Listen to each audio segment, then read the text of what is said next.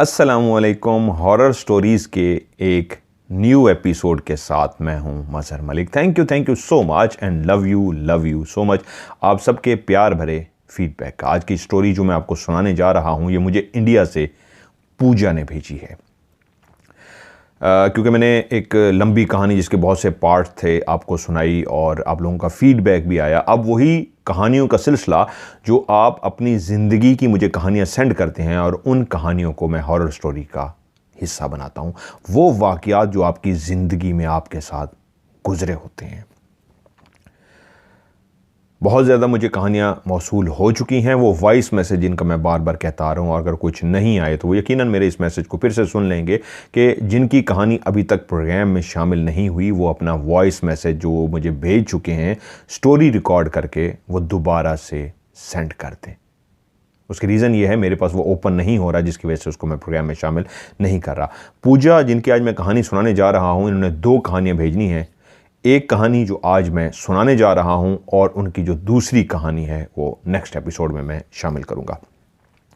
पूजा जिन्होंने ये कहानी भेजी है वो अक्सर मुझे लाइव शो में कॉल भी करती होती हैं और यही एक जुमला वो अदा करती हैं, सर मैं पूजा इंडिया से। और जब उनकी कहानी मैं सुन रहा था तब भी यही वॉइस मुझे सुनने को मिली कि सर पूजा मैं इंडिया से। अच्छा, पूजा ने कभी लिखा नहीं इंडिया के किस शहर से हैं और कुछ इस स्टोरी के हवाले से सवालात थे जो मैं उनसे पूछना चाहता था। मतलब जिस तरह नाम उन्होंने कहा रियल बता दें और मेन चीज़ जो मैं पूछता हूँ और हर दफ़ा आपको स्टोरी में कहता हूँ कि आप लाजमी शहर लिखा करें, गांव लिखा करें, मुझे लोकेशन जहां की कहानी है वो ज़रूर बताया करें शुरू में ही कि अपना नाम का तारुफ कराएं और ये भी बता दें कि लोकेशन मैंने बाद में फ़र्ज़ी बतानी है या रियल बतानी है। आपका नाम भी रियल बताना है या फ़र्ज़ी बताना है, ये ज़रूर बता दीजिएगा। पूजा जी ने जो कहानी मुझे भेजी है ये उनकी दोस्त सोनिया ने उनको सुनाई और ये कहानी आज से 10 साल पहले सोनिया ने पूजा को सुनाई थी। और जिस वक्त सोनिया ने ये कहानी सुनाई थी उस वक्त भी इस वाक़ये को 2 साल बीत चुके थे, यानी आज टोटल 12 साल हो चुके हैं इस वाक़ये को जो आज हॉरर स्टोरी में मैं शामिल करने चाह रहा हूँ। पूजा ने कहानी मुझे ठेठ पंजाबी में जो इंडिया में बोली जाती है उसमें रिकॉर्ड करके भेजी है। तो हर बंदे का एक कहानी अपना रिकॉर्ड कराने का अंदाज़ होता है, वो मुझे पॉइंट्स बता देते हैं और वो कहते हैं कि सर इसको अपने लफ्ज़ों में ढाल लीजिएगा, क्योंकि एक सच्चा वाक़या उनके साथ जो बीता होता है सुनाने वाला तो उस तरह लफ्ज़ों में नहीं ढाल सकता, तो इसलिए वो कहानी मेरे हवाले करके मुझे कहते हैं कि अब आप इसको अपने अंदाज में बयां करते हैं। और मैं जब अपने अंदाज में बयां करता हूं तो लफ्ज़ कुछ इधर उधर ज़रूर करता हूं ताकि सुनने वाले को कहानी का मज़ा आए। कहानी सोनिया के साथ उस वक्त पेश आई जब सोनिया का भाई 12 साल का था और तकरीबन सोनिया की उम्र कोई 16 या 18 साल थी। क्योंकि सोनिया बड़ी सी अपने भाई से माशाल्लाह बहुत समझदार थी, लेकिन सोनिया एक ऐसी लड़की थी जिसको हमेशा जिन भूत और इस तरह की कहानियां सुनना बहुत अच्छा लगता था। जिनों भूतों की बातें करना भी बहुत अच्छा लगता था। बहुत ज़्यादा लोग ऐसे होते हैं जिनको हमेशा कोई भी कहानी सुनाई जाए तो वो इतने इन्हमाक से सुनते हैं कि लगता है कि वो कहानी के अंदर खो गए हैं। इसी सिलसिले को देखते हुए मैंने भी ये हॉरर स्टोरी का सिलसिला शुरू किया जिसमें आप लोग भी इस तरह खो जाते हैं। तो सोनिया भी उन्हीं में से एक थी जो ना सिर्फ कहानियाँ सुनती थी बल्कि कहानियों में खो जाती थी। उसको कहानियाँ पढ़ने का भी शौक़ था, सुनने का भी शौक़ था। जहाँ कहीं उसको मौका मिलता वो कहानियाँ सुनती, लेकिन उसके पापा उसको हमेशा एक बात कहते थे, जब कभी भी हकीकत में तुम्हारे साथ बेटा इस तरह का वाक़या पेश आ जाए, किसी ऐसी मखलूक का तुम्हारा आमना सामना हो जाए, किसी मखलूक को देख लो, क्योंकि तुम बहुत शौक़ रखती हो इस तरह की कहानियों की, इस तरह की बातों की, और तुम्हें डर भी नहीं लगता, तुम्हारे अंदर एक क्रेज़ सा है, जुनून सा है। लेकिन फिर भी बेटा कभी ज़िंदगी में ऐसा हो सकता है, जो लोग इतनी चाहत रखते हैं और जिन भूतों से इतनी मोहब्बत करते हैं, कहानियाँ सुनते हैं, बेचैन होते हैं उनको देखने के लिए कि उनको ज़िंदगी में भी नज़र आ जाए, हकीकत में भी नज़र आ जाए। लेकिन अगर हकीकत में ये नज़र आ जाए तो ये बहुत खौफनाक होते हैं। तो बस मेरी ये बात याद रखना बेटा, जब कभी भी ऐसा वास्ता पड़ जाए किसी ऐसी मखलूक से जिसे देखते ही तुम समझ जाओ इसका ताल्लुक़ किसी इंसान से नहीं बल्कि उस गैबी मखलूक से है जिसको हम जिन्नात कहते हैं, तो ये वाली चीज़ें पढ़ लेना। उनका धर्म जो है दूसरा धर्म है, तो इसलिए वो कुरान मजीद की नहीं अपने धर्म की चीज़ें उन्होंने उसको याद भी करा दी और गाहे बगाए अपनी बेटी से सुन भी लेते थे। मैं भी आप लोगों से यही कहूँगा जो कहानी सुन रहे हैं कि हमेशा ऐसे कलमात, ऐसी बातें ज़रूर याद रखा करें कि अगर कभी आपका पाला पड़ जाए, आमना सामना हो जाए, तो फिर क्या करना चाहिए, किस तरह से बचना चाहिए। ऐसे ही सोनिया ने भी एक अंदाज से सीख लिया था। अब उन्होंने उस गांव का, उस शहर का नाम नहीं लिखा, इसलिए मैं मजबूर हूं नाम नहीं बता सकता, कि ऐसा हुआ कि उसके मामा पापा को कहीं जाना था तो सोनिया और उसके भाई को वो उनकी दादी की तरफ छोड़ने के लिए गए, क्योंकि दादी किसी और जगह पे रहती थी। क्योंकि कहानी से सुन के मुझे यही लगता है कि ये गांव की कहानी है और जो उनके मामा पापा रहते थे शहर में, तो मैं एक अंदाजे से कह सकता हूं क्योंकि वो बताना भूल गई। तो वो गांव कहीं गए हुए थे और उन्होंने कहीं जाना था, तो एक रात के लिए वो अपने बच्चों को अपनी दादी, जो उनकी दादी लगती थी बच्चों की, यानी कि सोनिया के जो डैड थे उनकी माँ, उनके घर छोड़ा कि आज रात ये आपके पास रहेंगे, कल नहीं तो परसों इंशाल्लाह हम वापस आएंगे।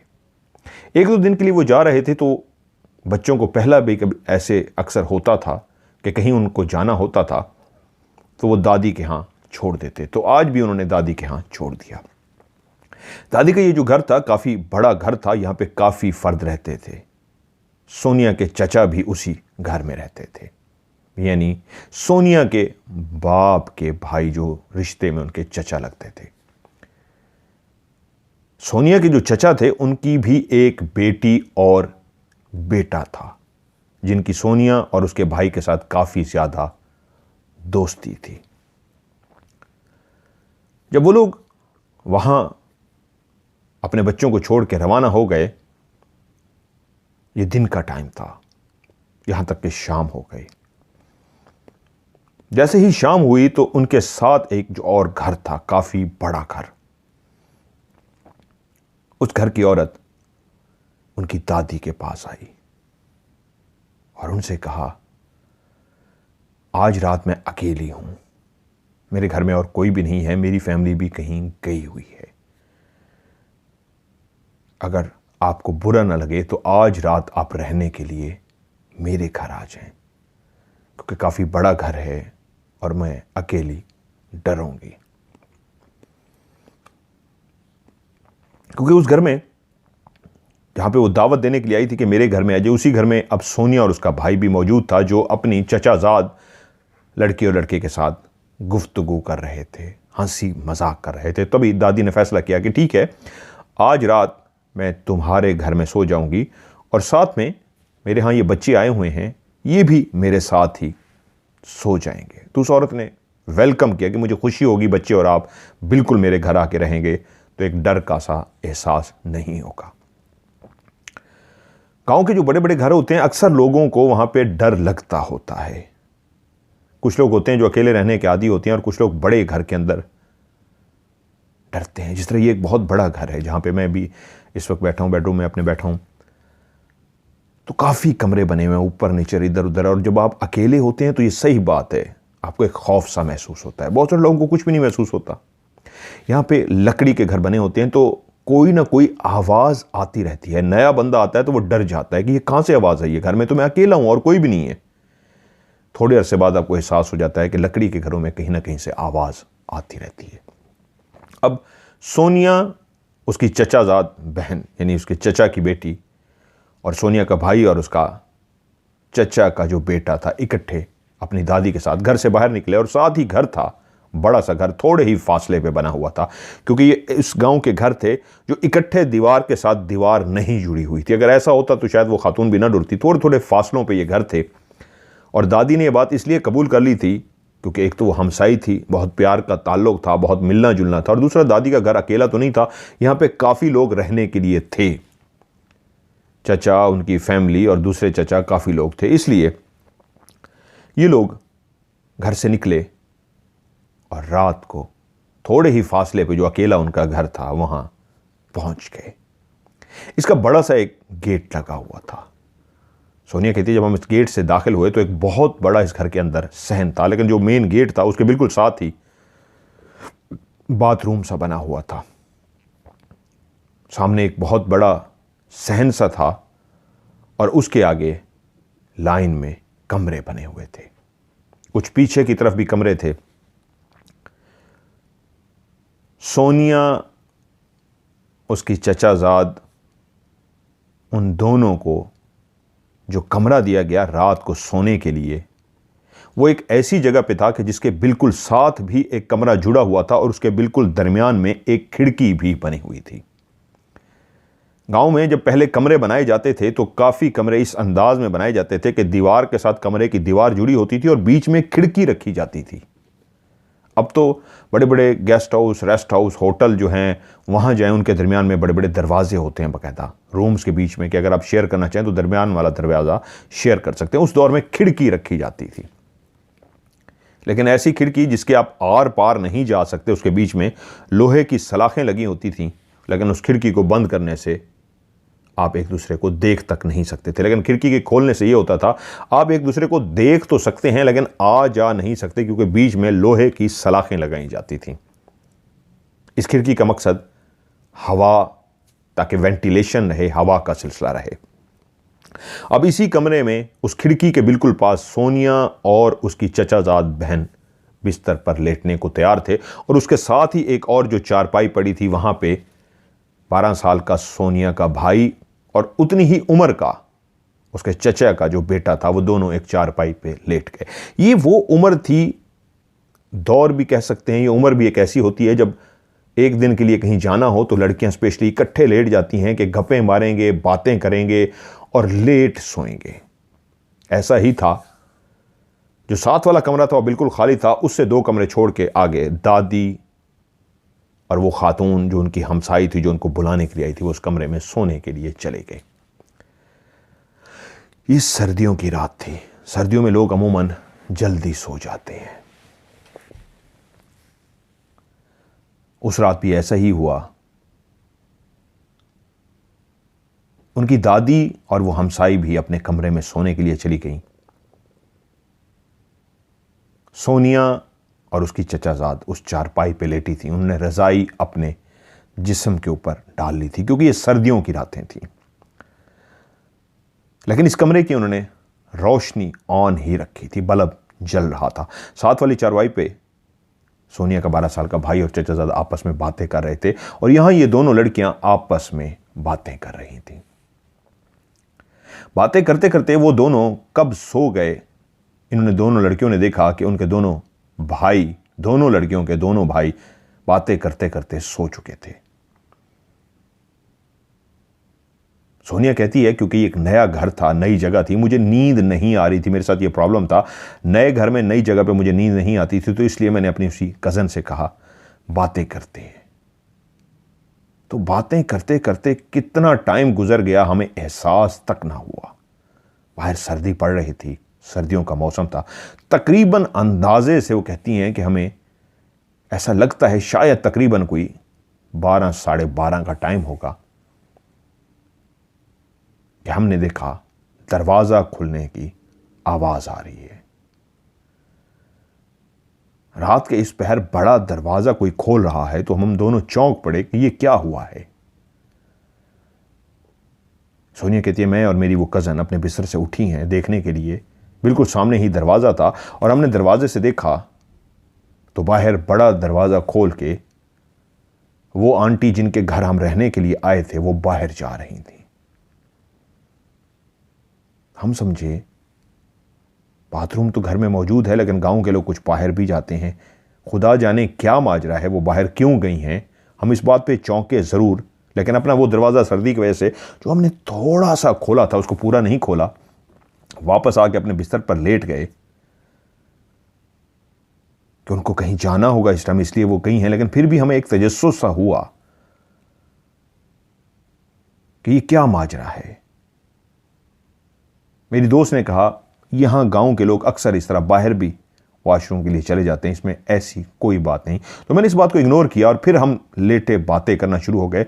और वही मेरा फेवरेट टॉपिक जो जिन्नात, कहानियाँ, जिन भूत इस तरह होता, मैं उसके साथ बातें कर रही थी और मैं उसको इस तरह की बातें बता रही थी। मेरी कज़न साथ लेटे हुए डर रही थी और बार बार मुझे कह रही थी मुझे ऐसी बातों से डर लगता है।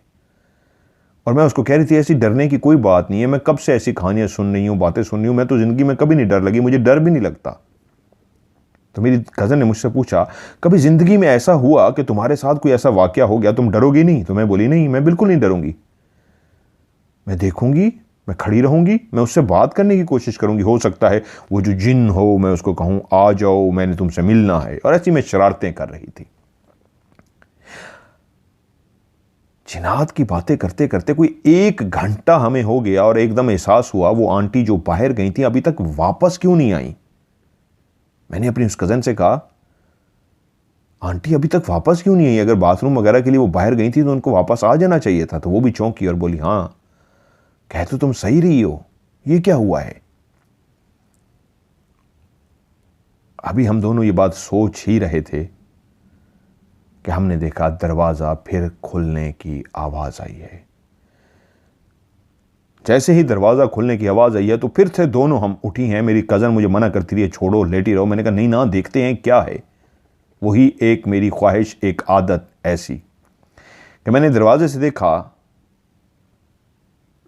वो आंटी वापस आ रही है, लेकिन उसके हाथ में एक बोरी नुमा, उन्होंने एक पंजाबी में एक लफ्ज़ यूज़ किया, उसको बोरी भी कहते हैं, थैला सा होता है, एक प्लास्टिक का बना हुआ बड़ा सा बोरी नुमा होता है बड़ा। उनके हाथ में एक बड़ा थैला नुमा था, काफी बड़ा, और वो बंद था। बाहर सहन का रोशनी जल रही थी, क्योंकि घर में नहीं थे तो आंटी ने घर की रोशनियां बंद नहीं की थी। जब घर के अंदर मर्द मौजूद हों तो अमूमन रोशनियां कुछ बंद भी कर दी जाती हैं, लेकिन आज क्योंकि घर में मर्द नहीं थे, आंटी अकेली थी, उन्होंने हमें बुलाया था, इसलिए सहन का भी दरवाज़ा, सहन की भी रोशनी जल रही थी और जो मेन गेट के बाहर रोशनी लगी थी वो भी जल रही थी। इसलिए दरवाजे के अंदर खड़े होके थोड़ा सा दरवाज़ा खोल के मैं देख रही थी, मुझे क्लियर नजर आ रहा था कि मैंने देखा वो आंटी हाथ में एक बहुत बड़ी बोरी टाइप प्लास्टिक के लिए अंदर दाखिल हो रही है। उसका कलर बिल्कुल सफ़ेद है और उस सफ़ेद कलर के ऊपर मुझे ऐसा महसूस हुआ जैसे खून सा लगा है। और मैं खड़ी देखती रही कि वो बोर्टा लेके चलती चलती चलती उसी कमरे की तरफ बढ़ रही थी जो बिल्कुल हमारे साथ वाला कमरा था, जिसके बिल्कुल दरमियान में एक खिड़की लगी थी, जिस खिड़की के अंदर लोहे की जंगले लगे हुए थे और खिड़की को बंद करने से कुछ भी नजर ना आता।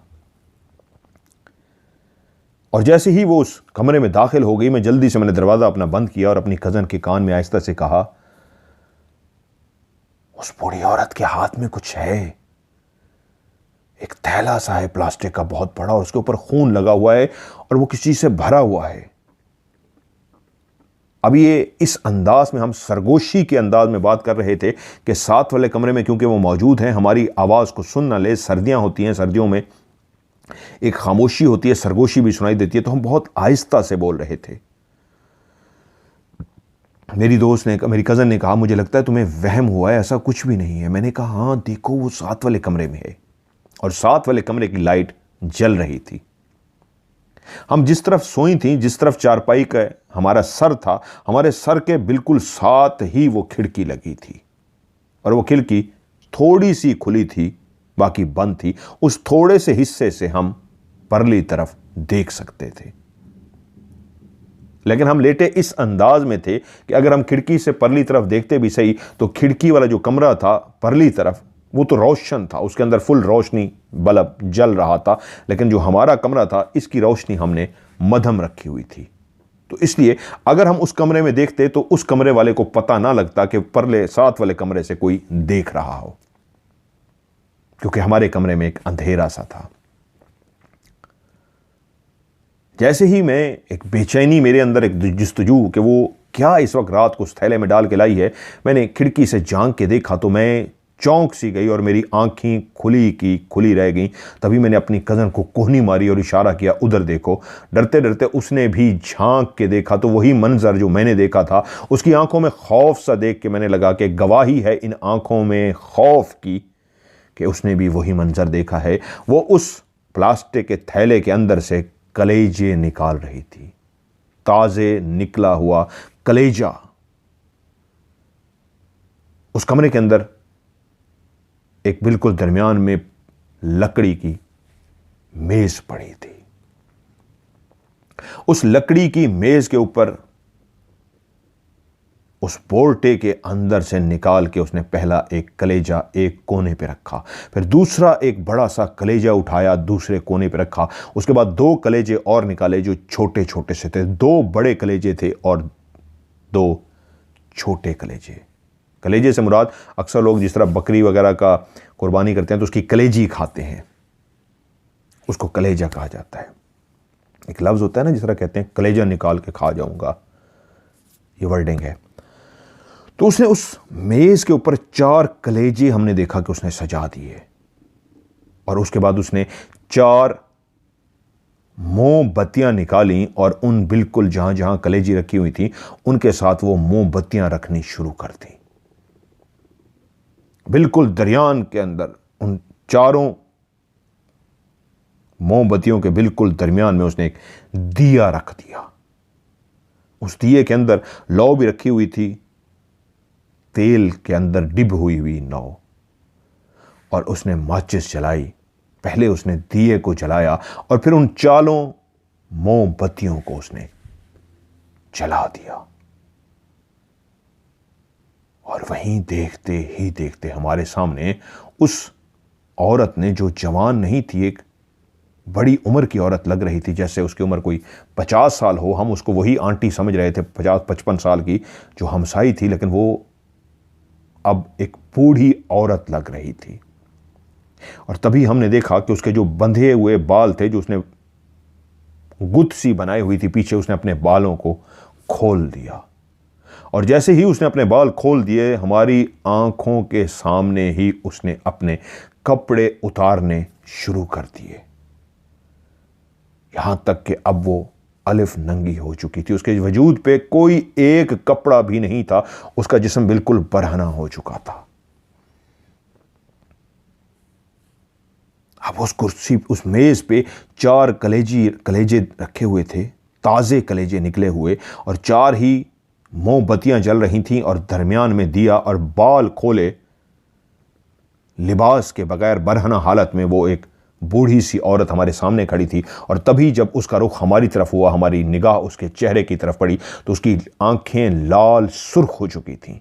चेहरा अभी भी इंसान की तरह चेहरा था जैसे बूढ़ी औरत का चेहरा होता है, लेकिन उसके अंदर आंखें एक ऐसी थी जो लाल सुर्ख थी। बाकी नाक, होंठ, कान सब कुछ ऐसा नॉर्मल इंसानों की तरह था, सिवाय आंखों के जो लाल सुर्ख थी।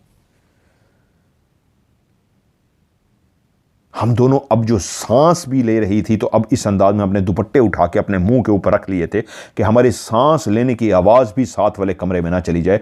मेरी कज़न कांप रही थी, उसने हाथ मेरे बाजू पे, मेरे कंधे पे रखा हुआ था, और मैं महसूस कर रही थी उसका वजूद कांप रहा है। डर तो मैं भी रही थी, दिल की धड़कन मेरी भी तेज़ थी, लेकिन क्योंकि एक जस्तजू, एक हमेशा से मेरे अंदर जिन्नात और इन चीज़ों का शौक रहा था, और मैं कहती थी कि किस दिन अगर मेरे ये सामने आ गए तो मैं डरूंगी नहीं। और आज वाकई हकीकतन कुछ ऐसा मेरे सामने होने जा रहा था। उस लाल सुख बुढ़िया ने उस मेज के इर्द गिर्द घूमना शुरू कर दिया, और साथ ही साथ उसने नाचना शुरू कर दिया। वो अजीब से अंदाज में बाल खोले अपने बाल गोल गोल घुमा रही थी और नाच रही थी, और नाचते नाचते वो उस मेज के इर्द गिर्द घूम रही थी।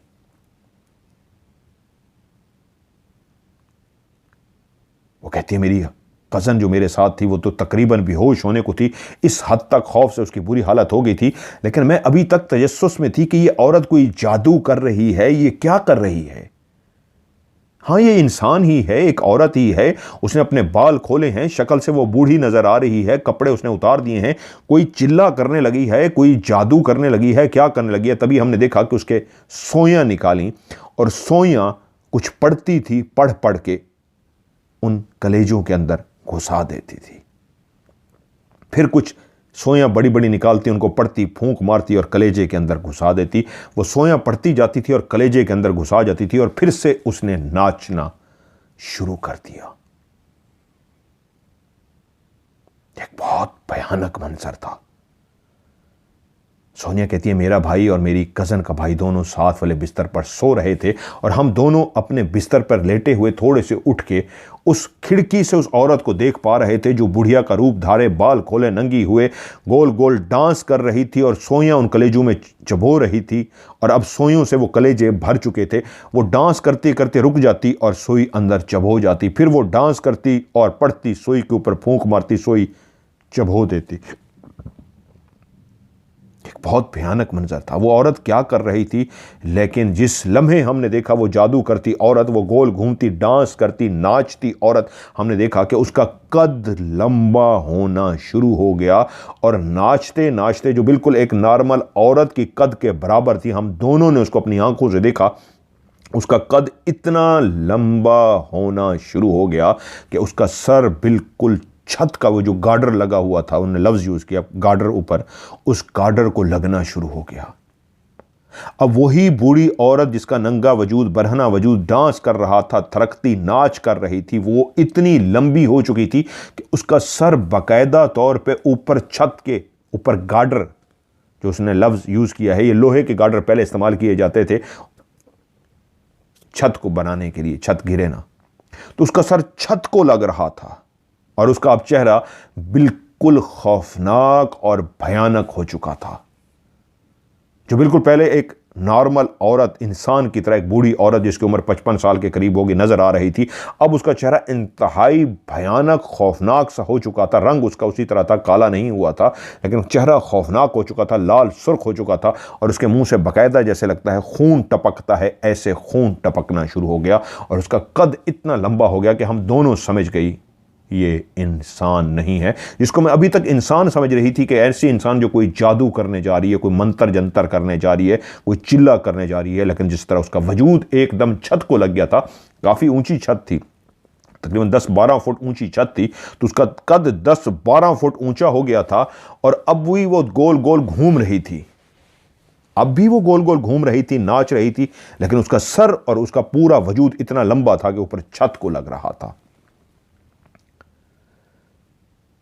और हम दोनों मुंह के ऊपर इस अंदाज में दुपट्टा रख के बैठी थी कि अगर हमारी सांस लेने की आवाज भी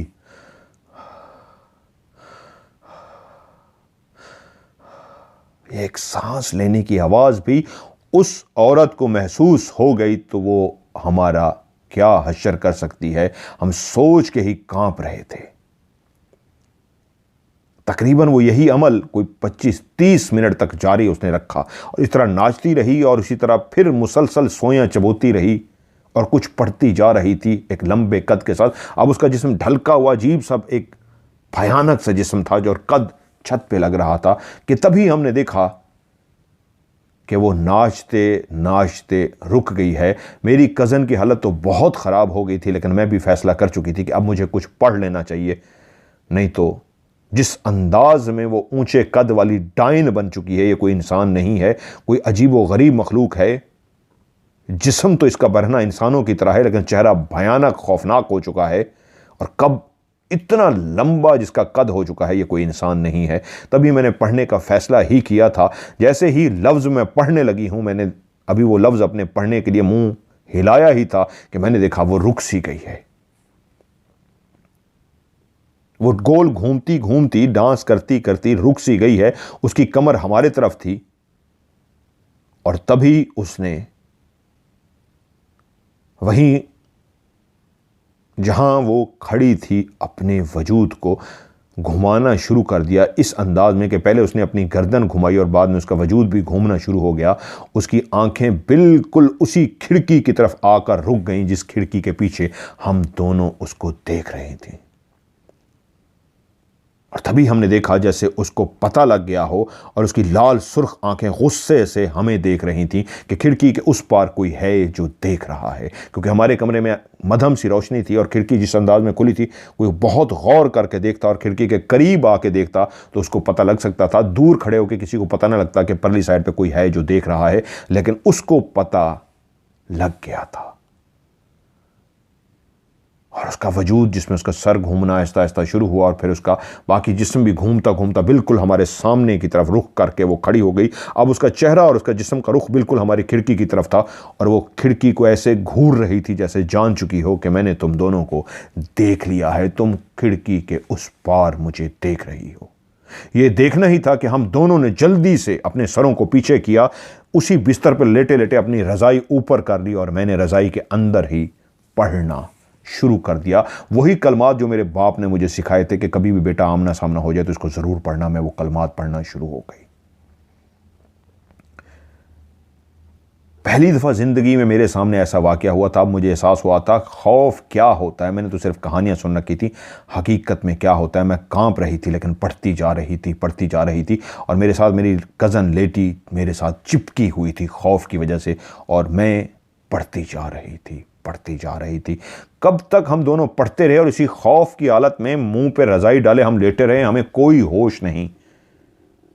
यहां तक कि इसी तरह लेटे लेटे सुबह होने का जब हमें एहसास हुआ, हम जागती रही हैं दोनों, खौफ के आलम में कांपती रही हैं। सुबह होने का जैसे एहसास हुआ, हमने रज़ाई मुंह से हटाई तो बाहर रोशनी फूट रही थी, सूरज आने वाला था अपनी रोशनी को फैलाने के लिए।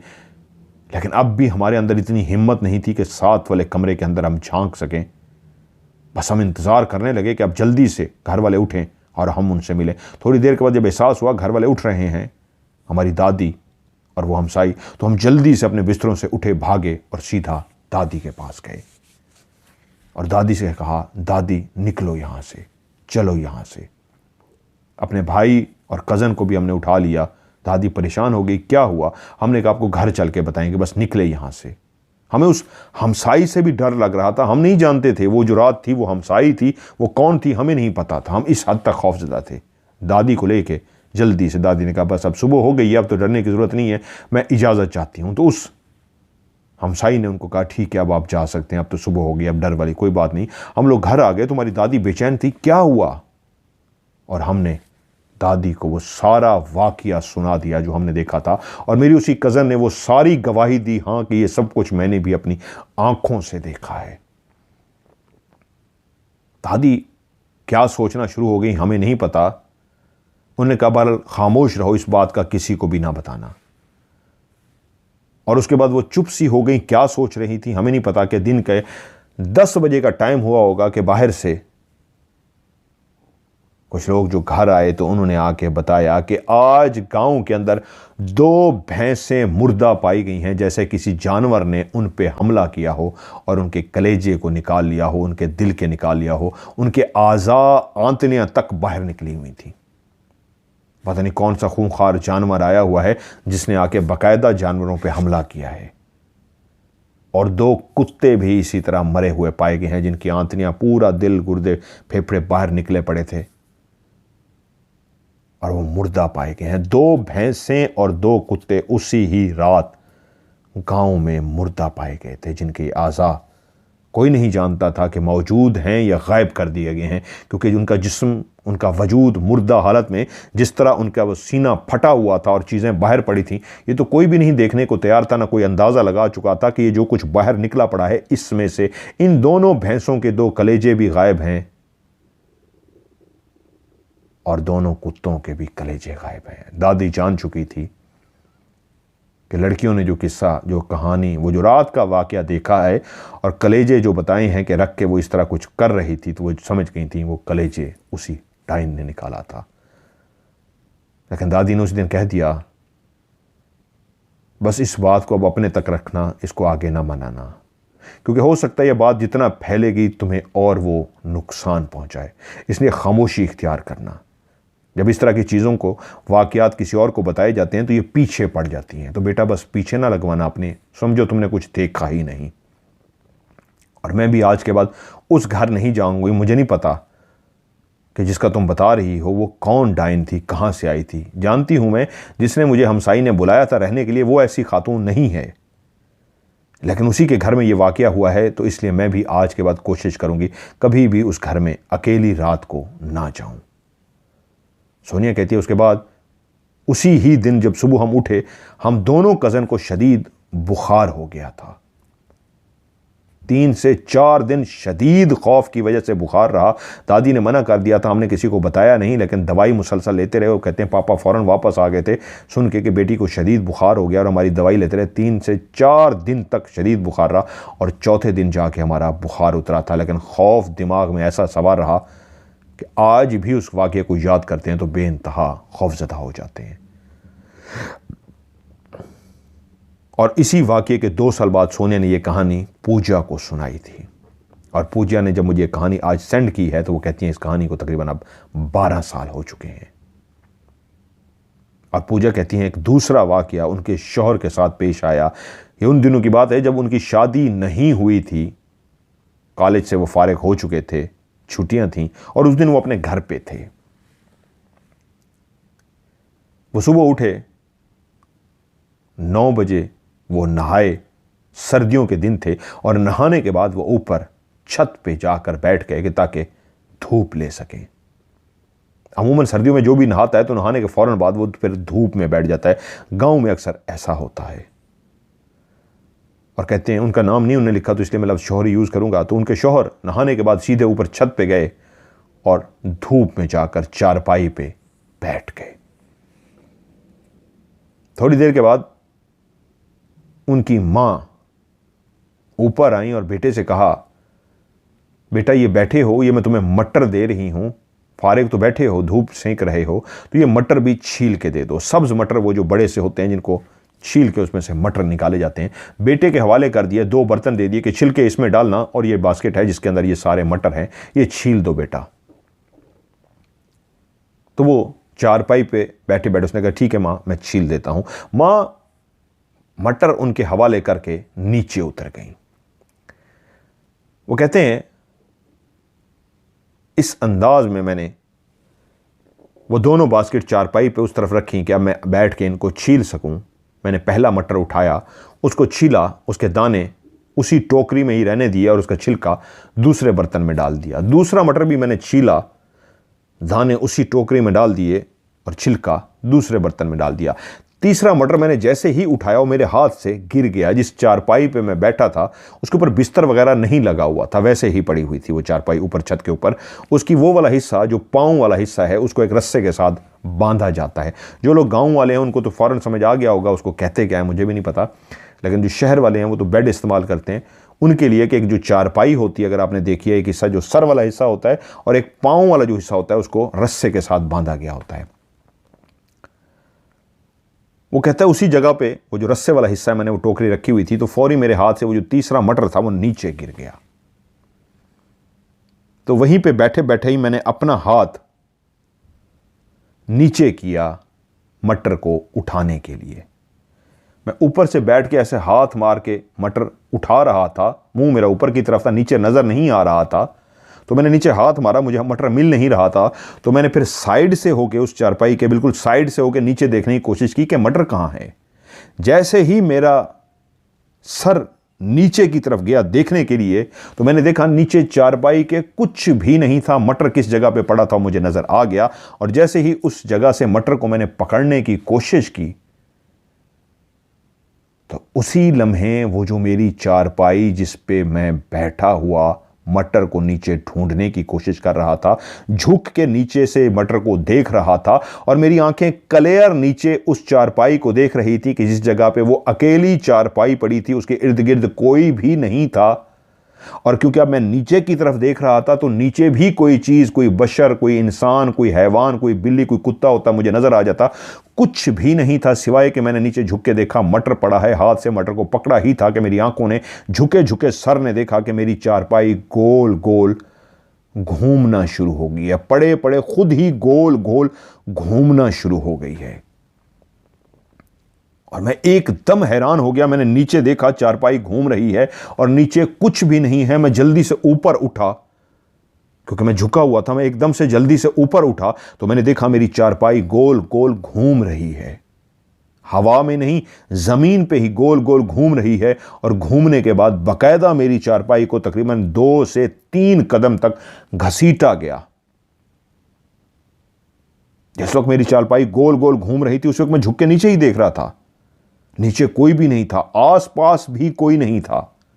और जब मैं वापस ऊपर लौटा तो ऊपर भी कोई नहीं था। मेरी चारपाई गोल घूम रही थी और तभी मैंने देखा किसी ने उसको रोक दिया। घूमना वो बंद हो गई और घसीटना शुरू हो गई। 1, 2 से 3 कदम तक मेरी चारपाई घसीटती गई और उसके बाद मैं एकदम खौफ की हालत में पीछे गिरा और बेहोश सा हो गया। 1 घंटे बाद मेरी जब माँ ऊपर आई तो देखा मैं सो रहा हूँ। उन्होंने मुझे जगाया और मैं एकदम से मेरी आंख खुली। मैं डर सा गया, उठ सा गया। मेरी माँ कहती है क्या हुआ है? तो उन्हें मटर छीले नहीं, मैं तुम्हें दे के गई थी, मटर छील लेना, तुम सो गए हो। तभी मैं जल्दी से खड़ा हो गया और अपनी माँ को वो सारा वाकया बताया कि माँ, चारपाई ऐसे घूम गई थी और उसके बाद घसीटी गई। मेरी माँ ना सिर्फ सुन के हैरान रह गई, पर उन्होंने नीचे ज़मीन की तरफ इस अंदाज में देखना शुरू कर दिया कि अगर मेरा बच्चा सही कह रहा है कि वाकई चारपाई घूमी है तो क्या कोई घूमने के निशान हैं। तभी मैंने और मेरी माँ ने देखा कि चारपाई के बाकायदा गोल गोल घूमने के निशान लगे हुए थे, जो इस बात का सबूत था कि मेरा वो वहम नहीं था, मेरा वो खौफ नहीं था। मैंने नींद की हालत में नहीं देखा, चारपाई गोल गोल घूमी थी। और जो कड़ीसा, उन्होंने एक लफ्ज़ पंजाबी का यूज़ किया है, कड़ीसा गया था। मैं बड़ा ज़बरदस्त उन्हें एक लफ्ज़, मैं उन्हीं का पंजाबी वर्ड यूज़ करता हूँ, मंजा कुमा के कड़ीसा गया। तो वो जो मंजा कुमा के कड़ीसा गया था उसके बाकायदा गोल गोल घूमने के और कड़ीसा गया जो घसीटा गया था उसके निशान भी, घसीटने के भी और गोल गोल घूमने के निशान भी मौजूद थे। वहीं मेरी माँ ने जल्दी से मेरे ऊपर पढ़ा, फूंक मारा और मुझे कहा जल्दी से नीचे आ जाओ। मटर उठाए और नीचे चले गए। लेकिन उसके बाद दोबारा हमारे घर में कभी भी कोई वाकया नहीं हुआ। तो उनके शौहर ने उनको ये वाकया सुनाया कि उनकी ज़िंदगी के साथ ये जुड़ा वाकया है जो आज तक उनको याद है। एक और लफ्ज़ पंजाबी का उन्होंने यूज़ किया है, मुझे नहीं पता इसको क्या कहते हैं, फांडा भी करवाया कि जब वो उनकी दोस्त सोनिया बीमार हुई, उनके वालिद उनका इलाज करवा रहे थे 3-4 दिन, उनको शदीद बुखार था, तो एंड में उन्होंने उसका फिर फांडा भी, फांडा लफ्ज़ का है पंजाबी में, क्या एक्सेंट में आपका समझ नहीं सका, फांडा भी करवाया। जिस तरह हम कहते हैं तोड़ करवाया, इसी तरह उनका होगा कि फांडा भी करवाया। तो ये थी कहानी जो पूजा ने मुझे इंडिया से भेजी, उनके शौहर की और उनकी दोस्त सोनिया की कहानी। मेरे ख्याल में मैं नाम गलती से गलत तो नहीं पढ़ गया, सोनिया। बहरहाल ये उनकी सहेली की कहानी है जो मैंने आपको सुनाई है। और इनकी एक और कहानी भी है, इंशाल्लाह नेक्स्ट प्रोग्राम में मैं शामिल करूंगा। अब आप भी अपनी कहानियां मुझे भेजिए जी, इंशाल्लाह आपकी कहानियों को भी प्रोग्राम का हॉरर स्टोरी का हिस्सा बनाऊंगा।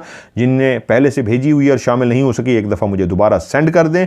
और नए कहानी भेजने वाले अपनी कहानी लिख के भी भेज सकते हैं, वॉइस मैसेज रिकॉर्ड करके भी भेज सकते हैं, लेकिन आखिर में एक लफ्ज़ ज़रूर लिखना है। उर्दू में लिख दें कहानी, या फिर इंग्लिश में STORY स्टोरी, इंग्लिश में स्टोरी लिख दें, या उर्दू में कहानी लाजमी लिखिए। उसकी वजह ये होती है कि जब भी मैं मैसेज खोलता हूँ जहाँ पे स्टोरी या कहानी लिखा होता है तो उसको नंबर दे के मैं महफूज कर लेता हूँ, और जब आपका नंबर आता है तो हॉरर स्टोरी में आपकी कहानी शामिल हो जाएगी। मेरा व्हाट्सअप का नंबर है 92, पाकिस्तान का कोड है +92-313665550। मैं रिपीट करता हूँ, +92-313665550। इस पे आप मुझे अपनी कहानी सेंड कर दीजिए, लिख के या वॉइस मैसेज रिकॉर्ड करके। आज की हॉरर स्टोरी से मज़हर मलिक को दीजिए इजाज़त। अपना ढेर सारा ख्याल रखिएगा। खुदा हाफिज़।